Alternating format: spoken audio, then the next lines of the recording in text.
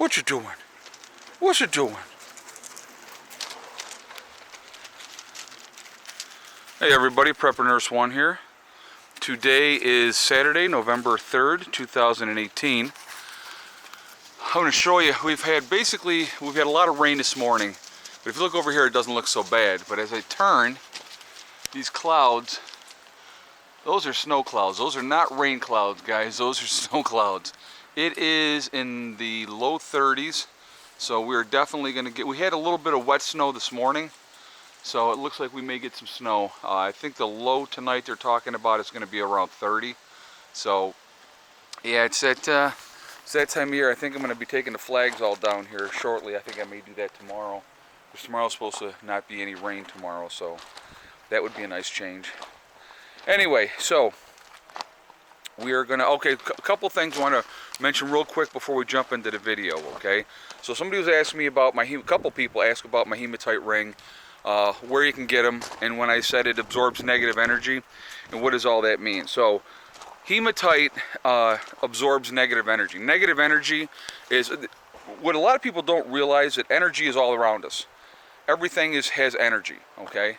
And what hematite does, it absorbs negative energy. So any kind of negativity that you have for yourself, that ring is going to absorb that from your body and to get rid of it, okay? And what they do, when they break, you just put the next one on. Like I said, these were $1 a piece, and I got them at one of the, we had a balloon festival, and they were selling them there. You can go online if you're looking to get some, because I know a couple people were wondering where they could get some. Go online, put in hematite ring, and you will find out where you can buy some. You can buy them right online. And if you know what your ring size is, you can just order as many as you want. I used to pay for the thicker ones. That's the one I have on here, and I'll show it again. It's pretty thin. I used to get a thicker one, and the thicker one was about $2.50 a piece. So I mean, they're not expensive at all. And like I said, you just wear them, and then eventually they break, and you just put on the next one. And so once they've absorbed all the negative energy that they can, they just break. So, but when somebody's asking me, well, what is negative energy? Negative energy can be anything that's around you that affects you negatively. You know, people. People let off a lot of negative energy, especially in this day and age with the political climate and everything like that. And but anyway, and I gotta say this too, and I'm gonna call out one person on this, and I'm even gonna say his name on here. Vic stated on one of his comments, I think I might have deleted the comment too.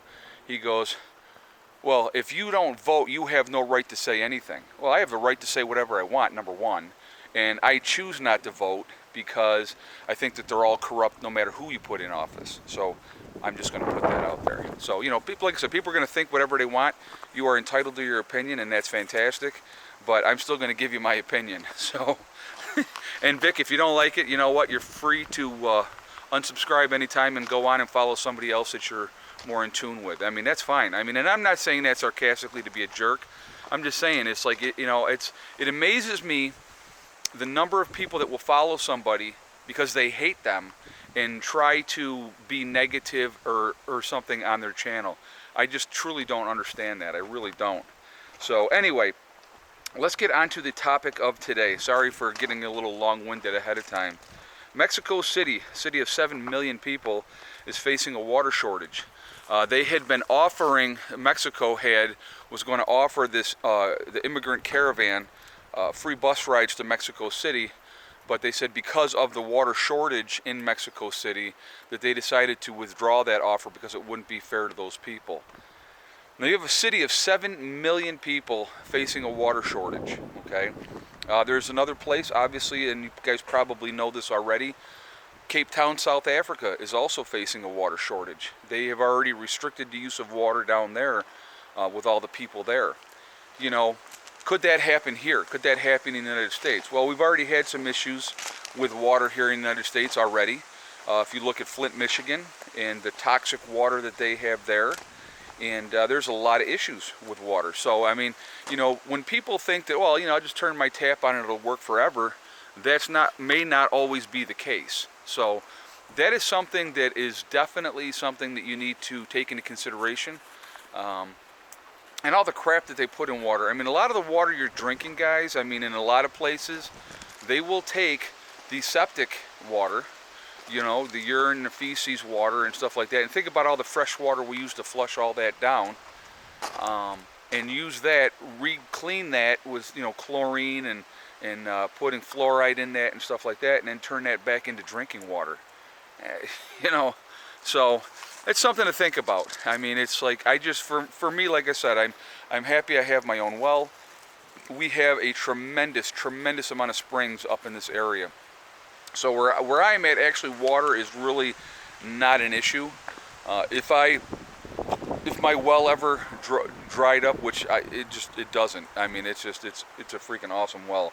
My well's 130 feet deep too, so it's not like it's a 15 or a 20 foot well. It's a really deep well. So, but anyway, it's like water can definitely be a game changer in any situation as well. I know I do preach a lot about food and how food. Oh, I just felt the first sprinkle. I know that like food is definitely something that I talk about a lot. That, you know, they can control the population with food. Well, they can control the population with water too. If there's only certain areas where you can get fresh drinking water, guess where people are going to go?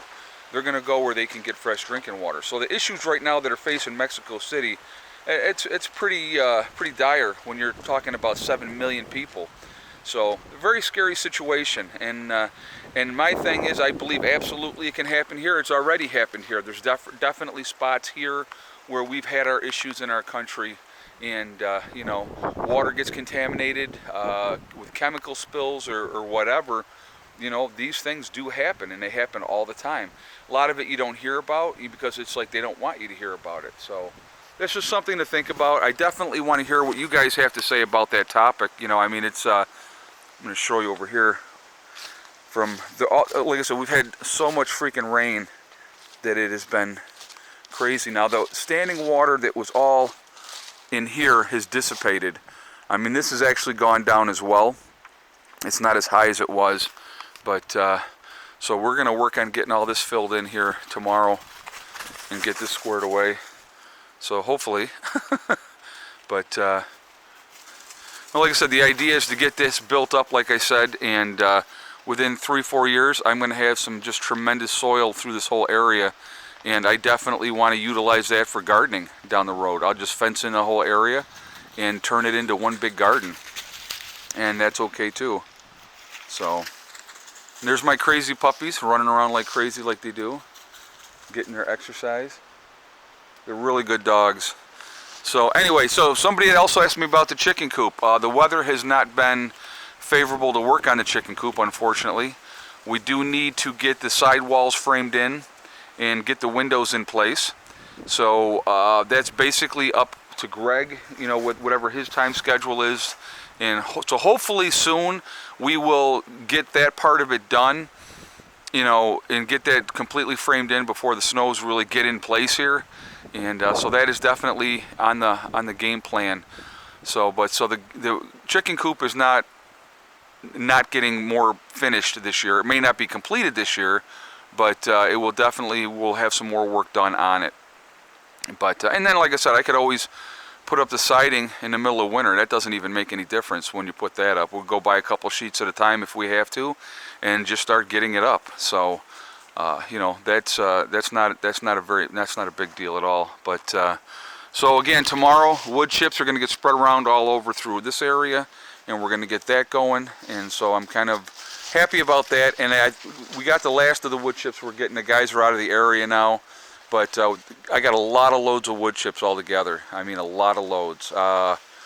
We originally, I think I might have had 5 originally, and then they brought me 5 more, and then they brought me these last 4. So probably 14 loads of wood chips all together. You know, some of it got spread over through here, some went into the garden. This over here was already built up because of the wood chips. I had built that area up already, and you can see over in here, that area did not flood. And neither did this area here, because I got a pretty thick layer of the wood chips on there. So this whole area, and this is a kind of a little bit of a higher area over here anyway, but this area here, there was no flooding in this area at all. So obviously the water, there's still water through here. So those lower spots, we're gonna put a few bucket loads into there.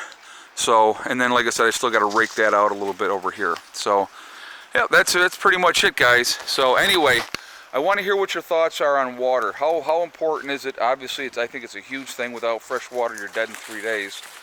And what a lot of people forget too with water is if you don't have clean drinking water, now you're looking at dysentery, and that can kill you. So that's real important to have fresh, clean drinking water. So, and lunatic puppies are running by here. All right, guys, so I want to hear your thoughts and comments on this situation in Mexico City, the situation in South Africa as well. So let me know what you think. Remember, guys, hug and kiss the ones you love. Tell them every single day. Tomorrow is not guaranteed. We never know what's going to happen. And remember, guys, STD. It's one step at a time, one thing at a time, and one day at a time.